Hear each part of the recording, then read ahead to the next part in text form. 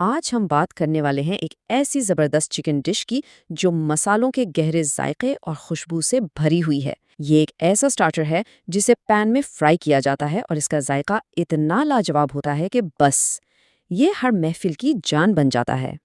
اکثر یہ سوچا جاتا ہے نا کہ بھئی بہترین فرائیڈ چکن کے لیے تو ڈیپ فرائنگ کرنی ہی پڑتی ہے، لیکن کیا وہی کرسپی ٹیکسچر اور گہرا ذائقہ کم تیل اور ایک سادہ سی ٹیکنیک سے مل سکتا ہے؟ یقین کریں، اس کا جواب ہے ہاں، اور اس کا سارا راز صحیح تکنیک میں چھپا ہے۔ تو چلیے اس کے راز سے پردہ اٹھاتے ہیں۔ اس ڈش کے بے مثال ذائقے کا سفر پین سے نہیں بلکہ میرینیشن کے پیالے سے شروع ہوتا ہے۔ یہی وہ پہلی اور سب سے اہم بنیاد ہے جس پر ذائقے کی پوری عمارت کھڑی ہوتی ہے۔ دیکھنے میں یہ اجزاء کتنے سادہ لگتے ہیں نا، لیکن یہی اصل بنیاد ہیں۔ ادرک لہسن کا تیکھا پن، ہلدی کا رنگ اور لیموں کی کھٹاس مل کر چکن کو تیار کرتے ہیں۔ ہاں، اور ایک ضروری بات، بڑے ٹکڑوں پر گہرے کٹ لگانا نہ بھولیں تاکہ مسالے گوشت کے ریشے ریشے میں چلے جائیں۔ یہاں صبر کا امتحان ہے اور یہ سٹیپ بہت ضروری ہے۔ چکن کو کم از کم 1 گھنٹے کے لیے فریج میں رکھنا لازمی ہے۔ یہ صرف انتظار نہیں ہے بلکہ یہ وہ وقت ہے جب مسالے اپنا جادو دکھاتے ہیں، گوشت کو نرم کرتے ہیں اور اسے ذائقے سے بھر دیتے ہیں۔ اب باری آتی ہے اس ڈش کی روح کی، یعنی وہ خاص مسالہ جو اسے باقی تمام ڈشز سے الگ کرتا ہے۔ یہ کوئی عام بازار سے لایا ہوا پسا مسالہ نہیں، بلکہ اسے خاص طور پر بھون کے تیار کیا جاتا ہے۔ ان مسالوں کو دھیمی آنچ پر 3 سے 4 منٹ تک ڈرائی روسٹ کیا جاتا ہے۔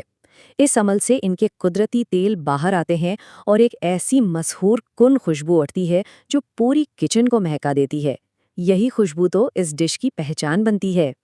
مسالوں کو بالکل پاؤڈر نہیں بنانا، انہیں دردرا یعنی موٹا موٹا پیسنا ہے۔ اس سے ہوتا یہ ہے کہ جب آپ چکن کھاتے ہیں نا تو مسالے کے یہ چھوٹے چھوٹے ذرات منہ میں ایک الگ ہی ٹیکسچر اور ذائقے کا دھماکہ کرتے ہیں۔ چلیں اب پکانے کے مرحلے کی طرف بڑھتے ہیں۔ یہاں کمال تیل کی مقدار کا نہیں بلکہ فرائی کرنے کے طریقے کا ہے۔ ہر قدم ذائقے اور بناوٹ کی ایک نئی تہ چڑھاتا ہے۔ اس ترتیب کے پیچھے ایک پوری منطق ہے۔ پیاز فرائی کر کے نکالنے سے تیل میں ایک قدرتی مٹھاس اور خوشبو رہ جاتی ہے، پھر اسی گرم تیل میں جب میرینیٹڈ چکن جاتا ہے تو وہ فوراً سنہری ہو جاتا ہے اور اس کے سارے جوس اندر ہی لاک ہو جاتے ہیں۔ اور اب آتا ہے وہ لمحہ جہاں تمام تیار شدہ اجزاء ایک ساتھ مل کر جادو بکھیرتے ہیں۔ یہ اس ڈش کا کہہ لیں کلائمیکس ہے، جہاں ایک گاڑھا اور لپٹا ہوا مسالہ تیار ہوتا ہے۔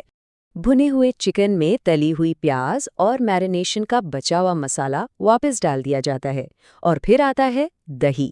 یہاں ایک بہت ضروری ٹپ یاد رکھیں، دہی ڈالتے وقت آنچ بالکل ہلکی کر دیں، ورنہ دہی پھٹ سکتا ہے اور گریوی کا سارا ٹیکسچر خراب ہو جائے گا۔ ایک بار پھر تھوڑا سا صبر، پین کو ڈھانپ کر 20 منٹ کے لیے دھیمی آنچ پر پکنے دیں۔ یہ سست رفتار پکائی چکن کو اندر تک گلا دے گی اور اسے بالکل مکھن کی طرح نرم بنا دے گی۔ ڈش سمجھ لیں تیار ہے، لیکن یہ آخری چند قدم ہیں جو اسے ایک عام چکن فرائی سے ایک شاہکار بنا دیں گے۔ یہ فائنل ٹچز ذائقے کو گہرائی اور رنگت کو نکھار دیں گے۔ جب چکن مکمل طور پر گل جائے تو وقت آتا ہے اس خاص بنے اور دردرے پسے ہوئے مسالے کو شامل کرنے کا۔ یہ مسالہ نرم بوٹیوں پر لپٹ کر ذائقے اور خوشبو کی ایک ختمی تہ چڑھاتا ہے۔ یہ آخری اجزاء صرف سجاوٹ نہیں ہے، کشمیری مرچ سے خوبصورت سرخ رنگ آتا ہے، لیموں کا رس ایک تازگی بھری کھٹاس لاتا ہے، اور ہری مرچ اور دھنیا آخر میں ایک تازہ مہک کا اضافہ کرتے ہیں۔ بالکل آخر میں آنچ کو تیز کر کے چند منٹ بھوننا ہے۔ اس کا مقصد ہے اضافی نمی کو خشک کرنا تاکہ مسالہ ہر بوٹی پر اچھی طرح لپٹ جائے اور تیل کناروں سے الگ نظر آنے لگے۔ یہ نشانی ہے کہ آپ کا مسالہ چکن فرائی اب بالکل تیار ہے۔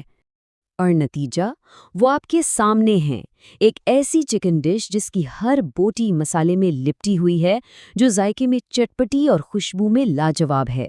یہ اس بات کا ثبوت ہے کہ تہ در تہ پکانے سے کیا کمال حاصل کیا جا سکتا ہے۔